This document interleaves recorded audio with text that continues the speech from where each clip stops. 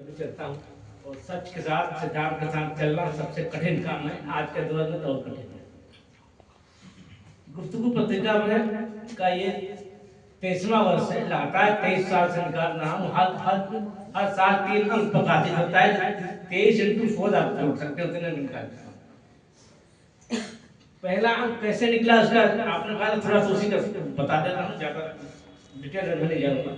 थोड़ा सा बता देता हूँ कि खेतान था, मैं थोड़ा लिखने लगा था।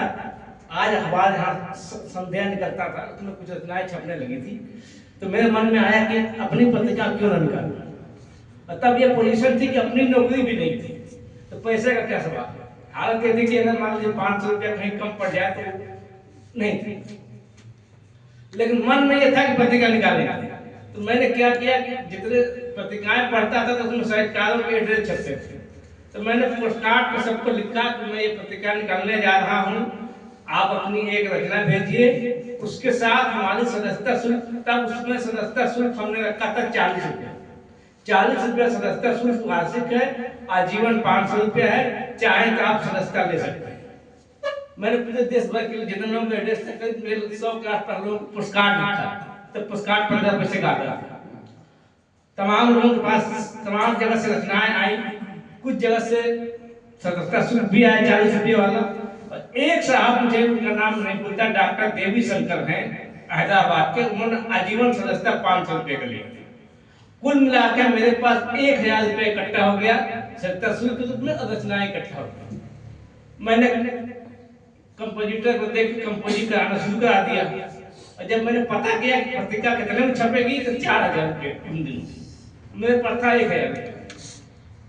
उन्हीं दिनों रेडियो स्टेशन पे मेरा रिकॉर्डिंग था, मुझे भूलता नहीं है। मैं रेडियो पे जब अपना रिकॉर्डिंग करके आया तो बोर्ड ऑफ एजुकेशन में शकील गाजीपुरी एक शायर है, वो पाठ्य पुस्तक विभाग में थे, जहाँ किताबें छप के जहाँ पास होती है, तो वहाँ से रिकॉर्डिंग करके उनके पास पहुंचा। हमने उनको बताया, शकील भाई पत्रिका निकाल रहा हूँ, आपकी भी गजलें छाप रहा हूँ। तो उनको हमारी आर्थिक स्थिति का पता था। उन्होंने कहा ठीक तो है, ठीक है, अच्छी बात है, लेकिन छपवाओगे कैसे, पैसा है? तो हमने कहा, मेरी आवाज बंद हो गई। तो उन्होंने कहा ऐसा है, मैं यहाँ ऑफिस मेरा 5 बजे बंद होता है, तुम अभी घर जाओ। 5 बजे फिर मेरे पास आया, शाम को फिर 5 बजे मैं पहुंचा। फिर मुझे लेके एक प्रकाशक के पास, राजीव प्रकाशन जो है जीरो रोड पे, उसके पास लेके हमको गए।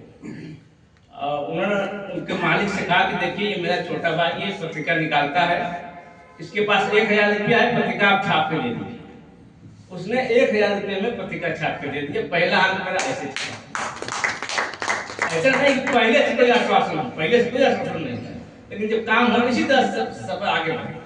अब इससे आगे बढ़ाना बताना फिर ज्यादा देर हो जाएगी। अब मैं अपनी एक रचना पढ़ सकता हूँ, एकदम नई रचना जो अभी कभी कहीं पढ़ी नहीं है।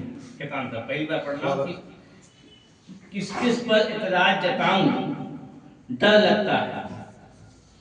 हितेश जी, जो बातें आपने कही शायद मेरे पहले शेर में शायद वो आ जाए। किस किस पर इतराज जताऊं डर लगता है, किस पे सर अपना खुजलाऊं डर लगता है। और एक प्रेमिका पास में मेरे बैठी है, एक प्रेमिका पास में मेरी बैठी है, दूजे को कैसे बुलवाऊं डर लगता है।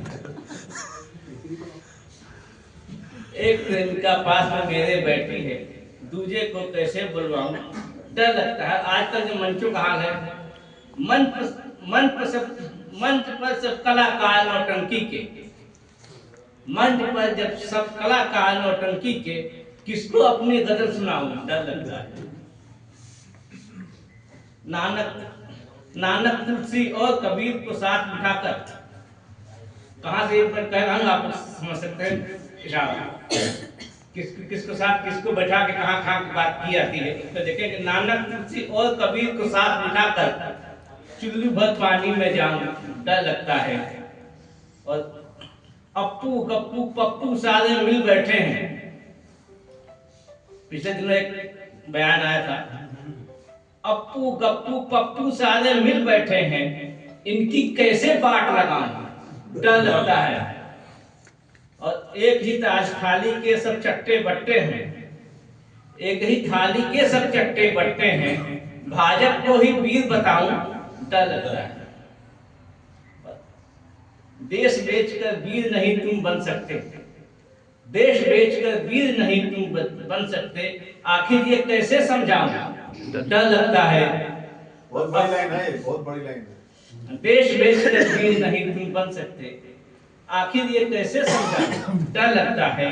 अब पे गाजी जाल में अपने फंस बैठा, अब पे गाजी जाल में अपने फंस बैठा, इसको कैसे बाहर लाऊं डर लगता है। एक गजल तो एक प्योर गजल सुना कर सकता हूँ, बस 5-7 मिनट लगेगा, ज्यादा समय नहीं लगेगा। अरे आप अध्यक्ष हो भाई, नहीं आपके पास समय की सीमा नहीं है। नहीं, मेरा मानना है कि